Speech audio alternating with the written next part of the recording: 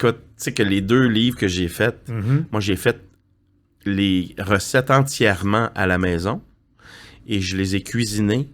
Je les ai mis dans une assiette. Je me suis en allé dans le solarium où on avait installé les caméras, les spots, tout ça. On a pris les photos qui s'en allaient dans le livre. Mais moi, je cuisinais en fonction de mettre la recette dans le... Fait que je faisais pas une portion pour faire une belle assiette, là. Je faisais la vraie recette. Fait que... OK, t'es de même, toi, tu dis... Parce que souvent, les photos dans ces livres-là, c'est pas les vraies affaires. Non. C'est pas les vraies affaires. Non, j'ai tourné une publicité pour les producteurs de lait du Québec. Il fallait qu'on ait une image où de la crème tournait. On a assis avec de la crème. C'est tellement laid de la crème à la TV. Fait qu'on a fini avec des galons de colle Lepage. Fait que le monde, il regardait à la TV, là, de la colle Lepage tournée, puis il faisait menoum, ça a l'air bon. Mais toi, c'est les vraies affaires. Moi, j'ai tenté de... Sauf une affaire, j'ai été obligé de tricher sur une affaire. Dans le premier livre, j'ai un chapitre sur les têtes de violon.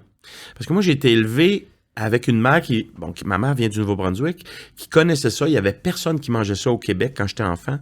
Et au chalet où on allait à Lanoraie... encore moins dans le schlag, là. Encore moins. Oui. Mais nous, on allait au chalet à Lanoraie, parce que je suis de la branche des Hervieux de Lanoraie, sur le bord du fleuve. Et il y avait une espèce de ruisseau avec une coulée, là, qu'on appelle. De fugère. Exact. Et là, il y en avait dans ça. On en cueillait des sacs à vidange complets. Puis là, ma mère apprêtait ça de toutes sortes de façons. Parce que le monde, il voyait ça comme de la mauvaise herbe. Exact.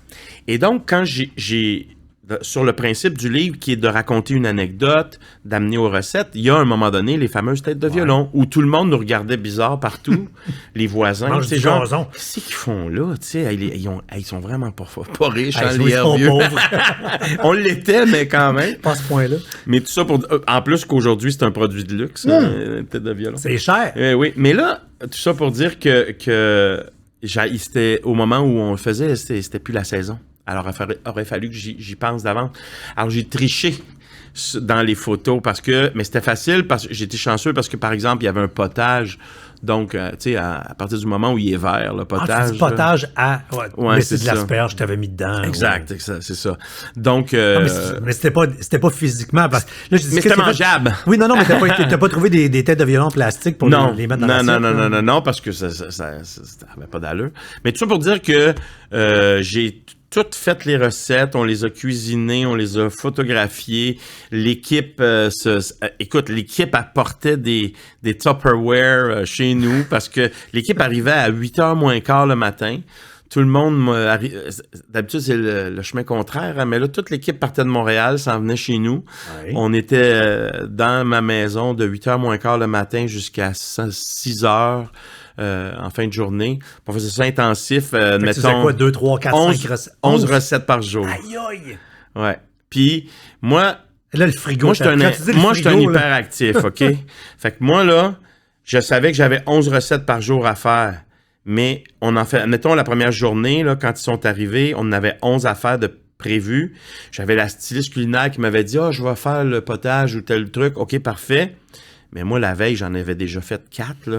Fait que là, il restait juste à assembler. Puis plus on avançait dans la semaine, la dernière journée où on était supposé d'en faire 11 encore, on avait 3 à faire. Fait qu'à 1h, tout était fini. On avait même fait la photo de la page couverture. On avait relaxé. On ouvre des bulles, on s'élève. Exact, tu sais. Parce que c'est comme ça, tu sais. Fait que moi, je faisais ça, là, à 4h du matin, 4h30, tu sais, je me lève. Fait que j'étais dans la cuisine tout de suite. Je commençais de la préparation, tu sais, tout couper les trucs qu'on va avoir besoin, commencer à faire certaines choses au four qui demandent une longue cuisson. Et à 6h, tout le monde partait. Là, j'écrivais ma liste d'ingrédients pour le lendemain. Épicerie, je revenais, je commençais ma préparation. Là, à minuit, au lit, puis 4h30, on est de retour dans la cuisine.